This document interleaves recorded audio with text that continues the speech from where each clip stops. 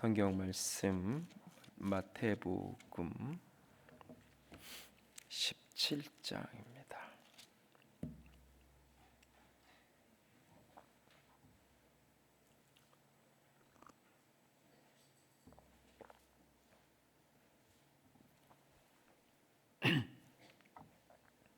마태복음 17장 1절에서부터 13절까지 1절에서 13절까지 한 절씩 돌아가면서 읽겠습니다. 엿새 후에 예수께서 베드로와 야고보와 그 형제 요한을 데리시고 따로 높은 산에 올라가셨더니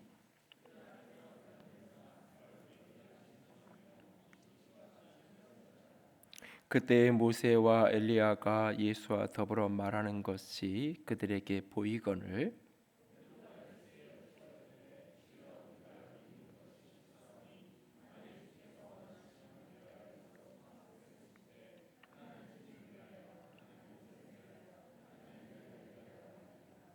말할 때에 호련히 빛난 구름이 그들을 덮으며 구름 속에서 소리가 나서 이르시되 이는 내 사랑하는 아들이요 내 기뻐하는 자니 너희는 그의 말을 들으라 하시는지라. 예수께서 나와 그들에게 손을 대시며 이르시되 일어나라 두려워하지 말라 하시니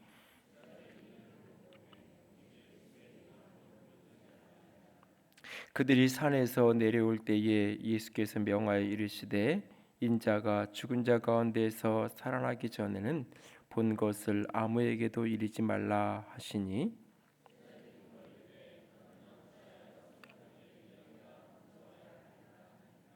예수께서 대답하여 이르시되 엘리야가 과연 먼저 와서 모든 일을 회복하리라.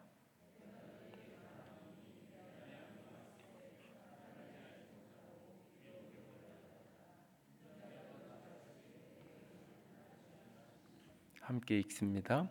그제서야 제자들이 예수께서 말씀하신 것이 세례 요한인 줄을 깨달으니라. 아멘.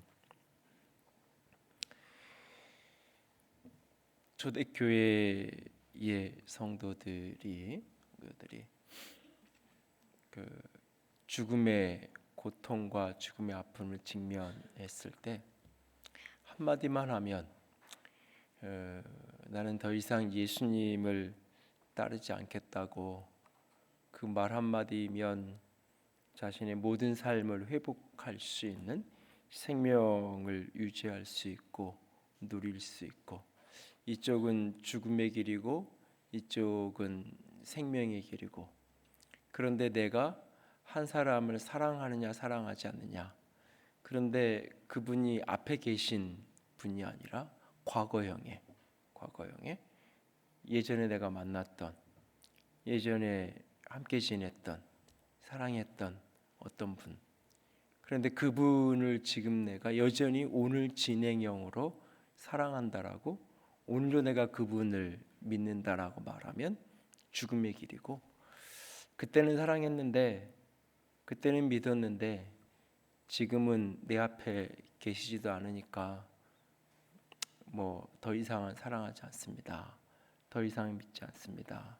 라고 말하면 생명을 얻을 수 있는 그 생사의 갈림길에서 그 사람은 최근에 뭐 이렇게 자주 느끼는 것 중에 하나가 그러니까 이렇게 진실을 말하는 것, 거짓을 말하지 않는다는 것. 이걸 위해서는 제일 가장 중요한 것 중에 하나가 용기가 필요한 거구나 그런 생각을 요즘에 종종 하게 되는데요. 사람은 자기가 난처해지는 상황을 만나면 자기가 굉장히 곤란한 상황을 만나면 자기도 모르게 이렇게 자동적으로 이렇게 변명이 나오고 변호를 하게 되는 그런 모습으로 이렇게 가게 되죠. 내가 욕먹지 않고 내가 책임지지 않고 싶어서 내가 이런 걸 누군가 물어보면 나 이렇게 말해야지라고 사실 이렇게 계산해 놓고 생각해 놓은 게 아닌데 그리고 나서 사실 그 상황이 지나고 가고 나서 이렇게 보면 참 때 어떤 순간에는 내 자신이 굉장히 너무 초라해 보이고 작아 보이고, 그럴 때 당당하게 잘못했다고, 나는 이러이러해서 이랬다고 말할 수 있을 텐데 내가 왜 그렇게 못했을까? 또는 이것밖에 내가 안 되나? 그런 생각을 살면서 하게 될 때가 있잖아요. 그래서 사실은 그냥 되돌아보면 큰 뭐 죽고 사는 문제도 아닌데 조금 난처해지면 되는 거고, 조금 창피당하면 그냥 넘어갈 수 있는 일인데도, 이거 누가 엎질러놓자 그러면 내가 안 했다고, 나 모른다고, 그냥 그렇게 너무너무 쉽게 당장의 어떤 위기, 그 위기가 진짜 죽고 사는 문제와 관련된 그 정도의 위기가 아니어도 인간은 본능적으로 자기를 보호하고 자기를 지키기 위해서 거짓을 말하게 되는, 그래서 사실은 자기도 모르게 이 거짓을 말하게 되고 자기 잘못을 축소하게 되고 타인의 잘못을 확대하게 되는 게 인간의 자연스러운 반응이잖아요. 근데 그런 어떤 작은 유혹과 작은 그런 어떤 문제가 아니라 내 생사가 걸려 있는, 그러니까 나만의 생사가 아니라 내 가족의 생사, 내 아내와 남편, 내 부모, 내 자녀의 생사가 내 선택에 걸려 있는데, 눈에 보이는 아이는, 자식은 앞에 있고 예수 그리스도는 눈에 보이지 않는데, 이 아이는 내 앞에 있고 예수는 내 앞에 존재하지 않는데, 오늘 내가 예수를 사랑한다고 말하면 이 아이는 죽어야 되는, 내가 예수를 모른다고 이야기하고 더 이상, 이전엔 사랑했지만 지금은 나는 더 이상 사랑하지 않겠다고, 믿지 않겠다고 이야기하면 내 아이가 살 수 있는데, 내가 죽는 것, 내가 뭐 아픔을 당하는 것도 참 고통이지만 내가 그 선택을 포기하면 얼마든지, 내가 그 선택을 포기하면 내 자식이 얼마든지 복된 삶을 나름대로 살아갈 수 있는데, 내가 이것을 이야기해서 여전히 사랑한다고 고백하는 것 때문에 내 자식이 고통받아야, 내가 아픔을 겪어야 되는 그런 상황에 직면한다면 과연 그 직면함 속에서 여전히 나는 주님을 사랑한다고, 주님을 향한 믿음을 갖겠다라고 과연 그 순간에도 당당하게 말할 수 있을까? 근데 초대교회 사도행전의 수많은 사도들의 모습을 보면 당당하게 그 길을 걸어가죠. 당당하게 그 길을 걸어가는. 그래서 12사도가 사실은 다 순교자의 길을 걸어가는 거잖아요. 사도 요한이 마지막까지 살아서 요한계시록을 기록하고 있지만 그의 삶 역시 순교자의 삶과 전혀 부족함이 없는 그런 수많은 고통과 아픔을 지니고 사는 삶이었어요. 그런 어떤 죽음의 흔적이 뭐 굳이 그 로마에 있는 카타콤이나 이런 데를 가보지 않아도, 양화진만 가도, 양화진을 이렇게 그 가끔 마음이 힘들 때마다 이렇게 혼자 이렇게 가면서 쭉 이렇게 공기가 좀 괜찮고 그런 날은 걷고 생각하고 그냥 뭐 그럴 시간을 가질 때가 있는데, 가장 많이 이렇게 발길을 머물게 하는 자리 가운데 하나는 그 어린 아이들, 2살, 3살 뭐 이런 아이들이 거기서 이렇게 죽어서, 이렇게 선교사의 아이들이 선교한다고 태평양 바다 건너서 여기까지 왔는데, 그 서너 살 된, 대여섯 살 된 어린 아이들이 이 땅에 묻혀 있는 거죠. 내가 헌신하고 내가 복음을 위해서 드리는 것까지는, 근데 나는 믿음으로 헌신한 거지만 내 자식은 사실 그게 아니잖아요. 그냥 엄마 아빠 선택에 따라서 따라온 거잖아요.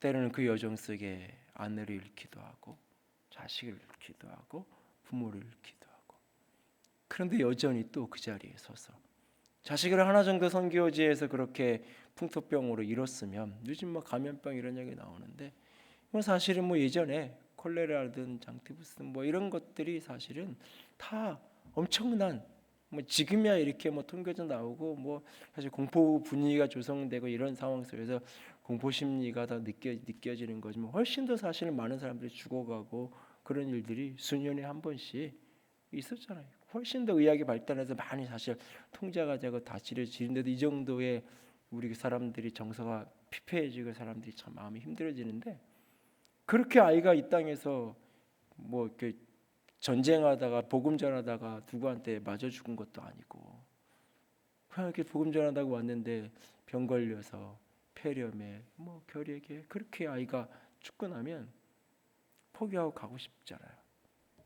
근데 여기서 또 아이를 낳고 그 아이를 또 여기다 묻고 그 다음에 아내가 이 땅에 묻히고, 그래도 여전히 이 땅에 서서 복음을 전하는, 무엇이 그것을 가능하게 만드는 걸까요?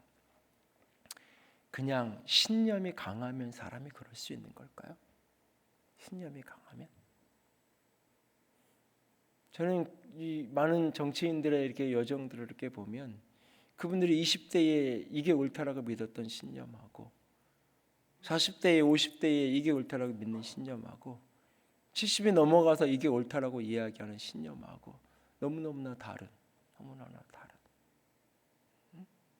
모두가 다 그런 거는 아니지만 몇몇 분들 중에 보면 이렇게 어떻게 이렇게 극과 조금씩 이렇게 변하고 보완되고 또는 이렇게 사고가 확장되고 뭐 이런 게 아니라 어떻게 이 시대에 지금의 관점으로 보면 자신의 30대, 40대, 20, 30대에 살던 자신의 삶은 상상조차 할 수 없는 그런 어떤 증오의 대상인 그 반대편으로 이렇게 가 있는 신념이라는 건 때로 그렇게 바뀌기도 하잖아요.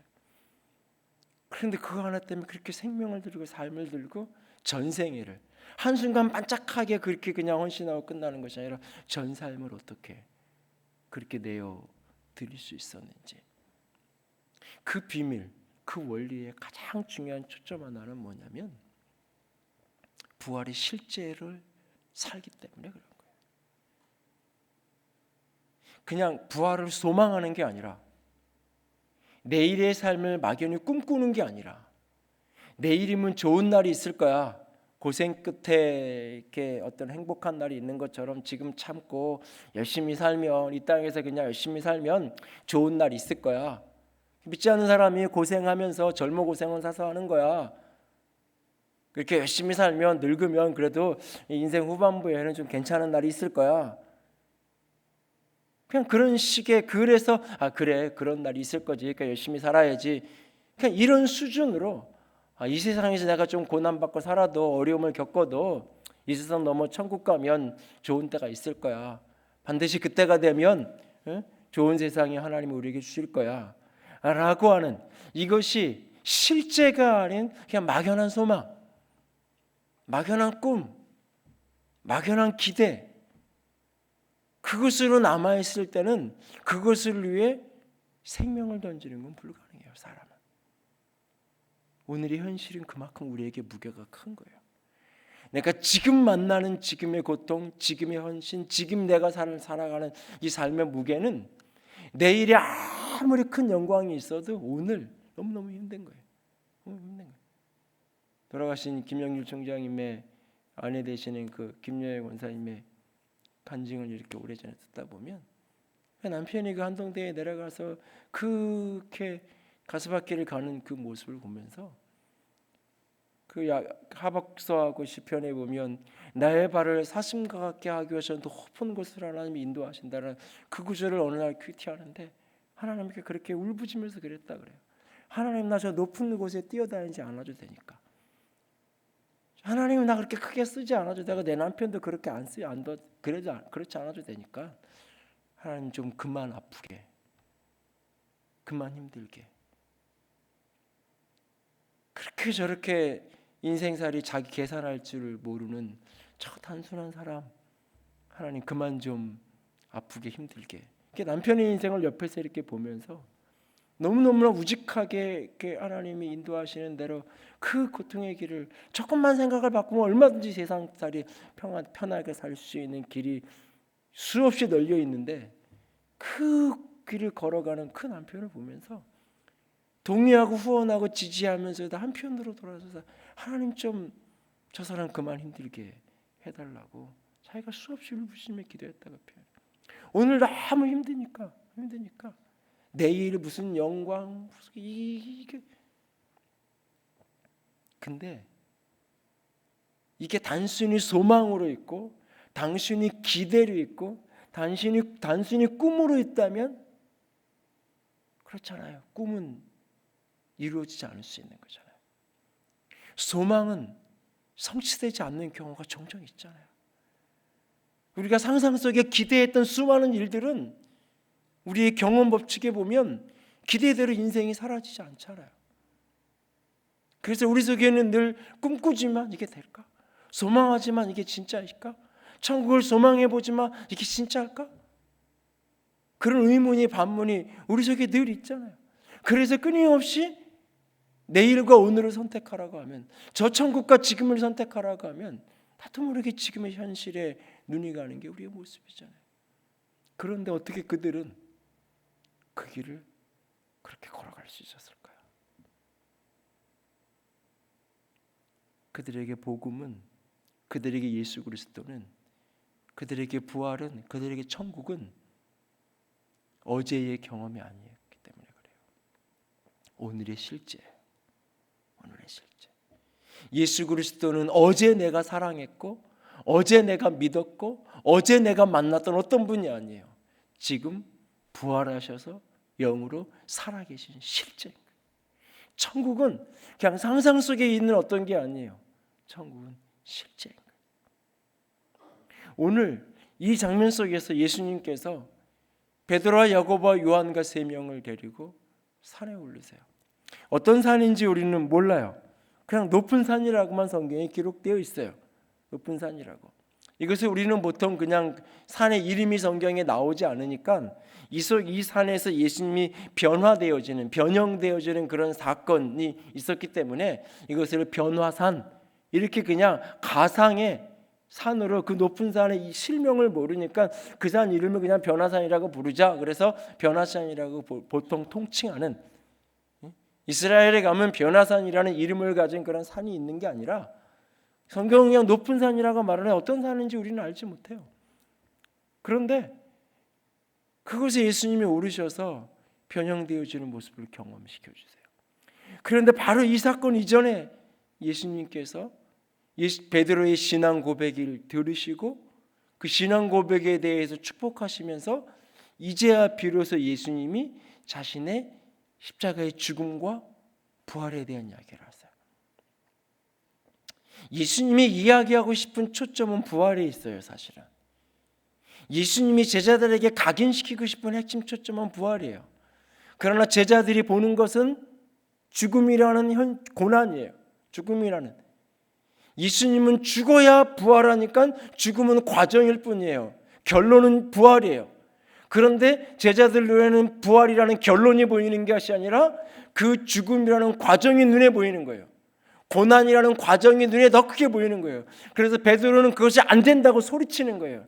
그랬다가 사단에 물러가라 라고 하는 엄한 꾸중과 책망을 들어요. 그리고 예수님이 그들에게 너희는 나를 따르라고, 내가 죽음의 길을, 십자가의 길을 넘어 부활의 길을 가는 것처럼 너희도 나를 따르는 자가 되라고, 내 몫의 십자가를 지고 나를 따르라고. 예수님이 그렇게 말했지만 그들이 과연 그 길을 따를 수 있을런지. 우리 주님은 베드로와 야고보 요한 셋을 데리고 높은 산에 오르세요. 예수님이 변화의 몸을 입으세요. 사람으로 이 땅에 오신 예수 그리스도가 아주 이 짧은 순간 저 천상의 모습으로 변화되는 거예요. 그리고 그의 옆에 모세와 엘리야가 있어요. 2절에 보니까 변형돼서 얼굴이 해같이 빛나며 옷이 빛과 같이 휘어졌더라. 예수님이 영광이 해같이 빛나요. 이 얼굴에서 해같이 빛나고 그 옷이 이 빛처럼 가득 빛과 같이 휘어져는, 그러니까 빛은 다 섞어놓으면 화이트가 되는 거잖아요. 그 빛, 강렬한 빛, 그리고 거기에 모세와 엘리야가 있어요. 그러니까 모세와 엘리야가 있다는 것은 내가 모세야, 내가 엘리야야. 뭐 베드로나 이 제자들이 모세들 옛날에 본 적 있어? 저거 내가 봤던 모세인데 알아보는 거 아니잖아요. 그냥 알아지는 거예요. 그냥 저분이 모세구나, 저분이 엘리야구나, 그게 알아지는 거예요. 그냥 그 둘 예수님이 있고 그 두 양쪽에 베드로 모세와 엘리야가 있고 그 사이에 대화가 나누어지는 그 사이에서 더불어 예수님이 말하고 있는 예수님이 그렇게 교제하고 있는 그 모습이 보여지는 거예요. 이거는 이제 구약 성경에서 모세와 엘리야의 공통점이 시내산 호렙산에서 하나님의 영광을 보았던 사람이죠.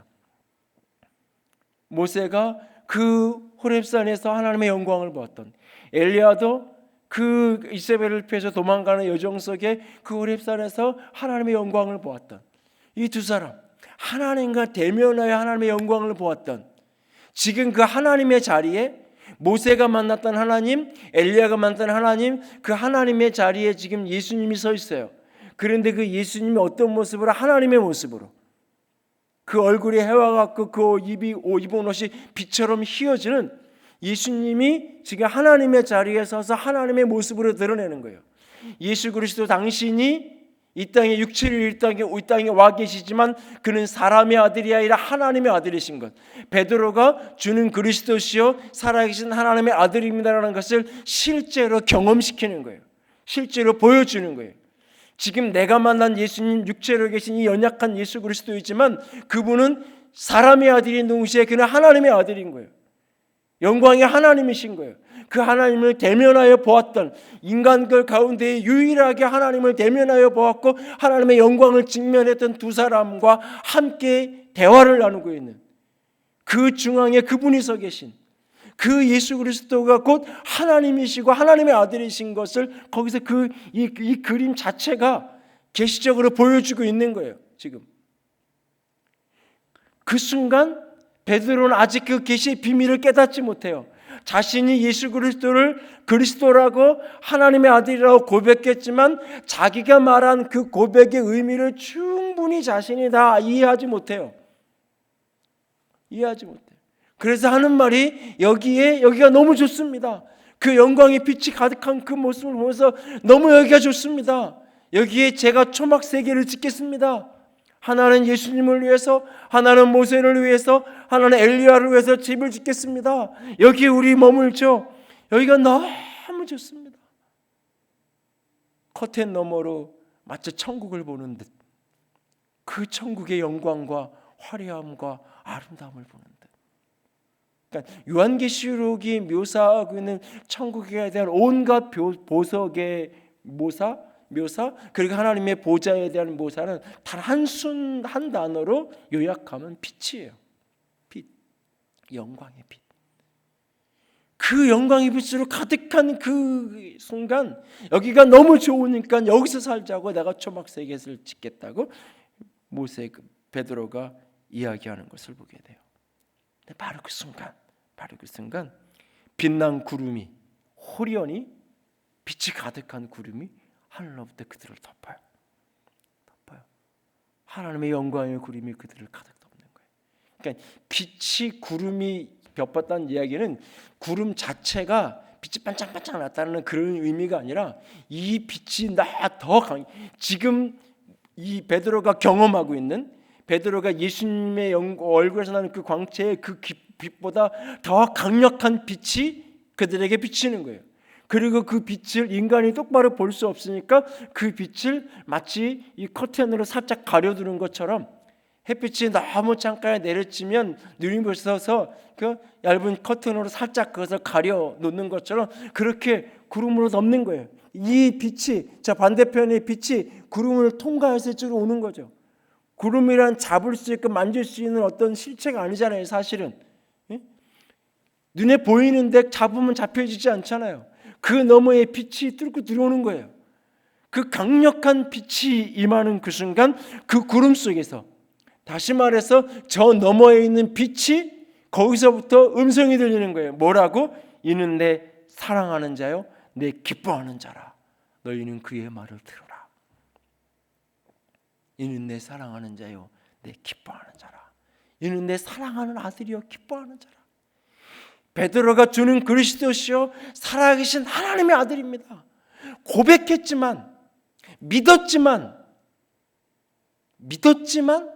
믿지 못했어요.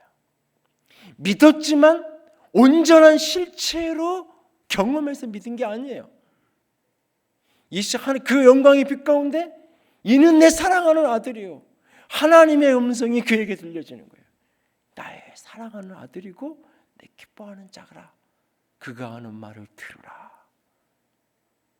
그 앞에 그들이 꿇어 엎드려지죠. 두려워서. 너무너무 좋았는데, 천국이, 하나님의 영광이 너무너무 좋았는데, 그래서 여기에 초막을 짓고 여기서 살았으면 너무너무 좋겠다고 생각했는데, 하나님의 영광이, 더 큰 영광이 덮여지는 순간 그들에게 그 앞에 엎드려져요. 두려움 속에 꼬꾸라져서 엎드려지는 거예요. 이거는 공포와 무서움을 이야기하는 것이 아니라 그분이 얼마나 큰 분인지를 깨달으면서 그 앞에서 경외함으로 엎드려지는 거예요. 그 영광의 무게, 그 위대하심, 그 빛의 강렬함 앞에서 감히 나 같은 사람이 이것을 감당할 수 없는, 나 같은 사람이 버티고 똑바로 서서 쳐다볼 수 있는 그런 존재가 아닌 그 존엄하고 존귀하고 위대하신 그 앞에서 엎드려지는 거예요. 그때 주님이 다가오셔서 엎드려진 그들을 향하여 손을 내미시며, 그들이 어루만지시고 손을 내미시면서 일어나라, 두려워하지 마라.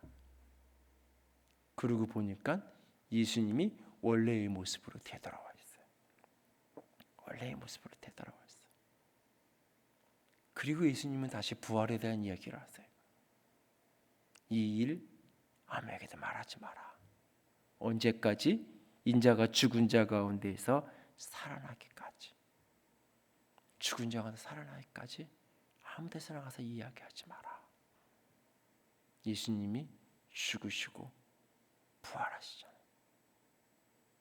그날 제자들은 이날 보았던 그 예수 그리스도를 다시 분명하게 확인하는 거죠. 부활이 실제라는, 부활이 상상 속에 있는 세상이 아니라, 부활이 막연한 소망의 세계가 아니라 부활이 실제인 것을 그들이 경험하는 거예요. 실제이기 때문에, 내가 여기서 죽어도 실제이기 때문에, 내 아이가 여기서 죽어도 부활의 생명을 살게 되는 게 실제이기 때문에 그 길을 갈 수 있는 거예요. 신념이 강해서가 아니에요.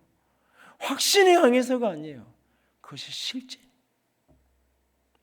믿음은 바라는 것들의 실상이요, 보지 못하는 것들의 증거라고 그랬어요.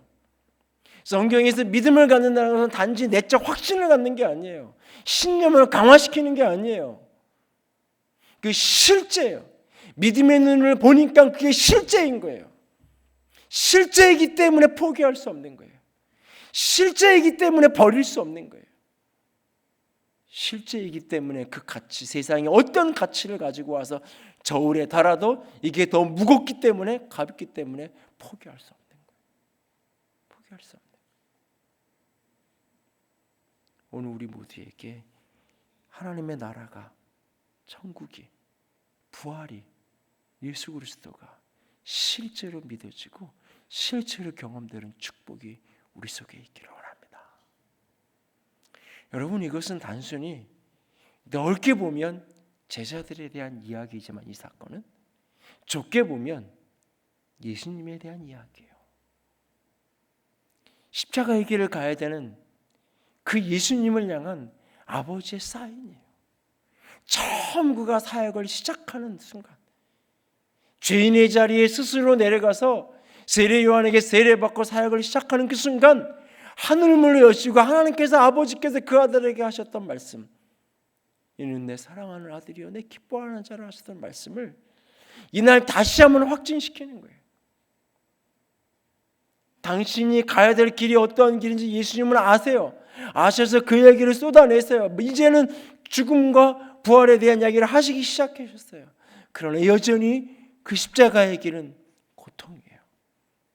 감당하기 버거운 인생의 짐이에요, 사실은. 그 길을 오늘도 그는 뚜벅뚜벅 가야 돼요. 제자들을 향한 외침인 동시에 당신이 아들을 향하여 하시는 말씀이에요. 너는 내 사랑하는 아들이요 내 기뻐하는 자라고 하시는. 오늘 내 삶이 어떠한 자리에 있든지 하나님께로부터 이 약속의 말씀이 들려주는 축복이 있기를 원합니다. 그 나라가 실제고 그분이 나를 사랑하시는 게 분명하다면, 나는 이 사랑 붙들고 살면 나에게도 그 나라가 실제고 그 변화된 모습이 나에게도 분명히 실제가 될 거예요. 그래서 우리는 포기하지 않고 그 길을 걸어갈 수 있는 거예요. 지난주에 한 치과의사 선생님이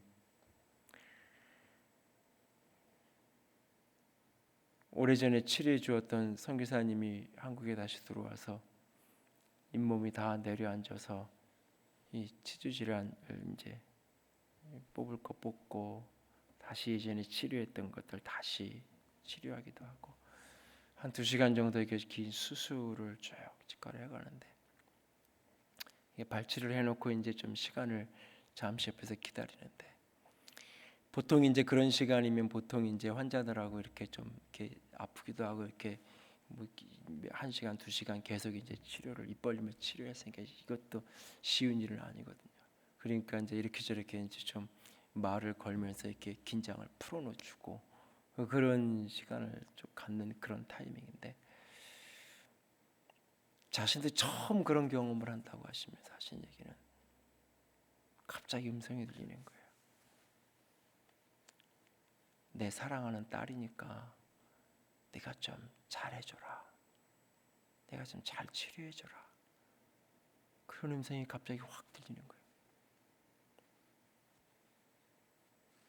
한 번도 자기는 그런 경험을 해본 적이 없는데, 근데 그 음성이 자신이 평상시에 경험하던 게 내면에 뭔가 생각 이런 게 아닌 게 너무너무나 선명하고 분명하니까 머뭇거리다가 이야기를 하는 거예요. 지금 순간 이런 음성이 들린다고. 하나님이, 선교사님이 당신의 사랑하는 딸이니까 저에게 좀 치료를 제대로 해드리라고 하신다고. 그 말을 그 치과 수술대에 누워서 듣는 그 선교사님의 두 눈에 누워있는데 눈물이 주르륵 흐르게 보이는 거예요.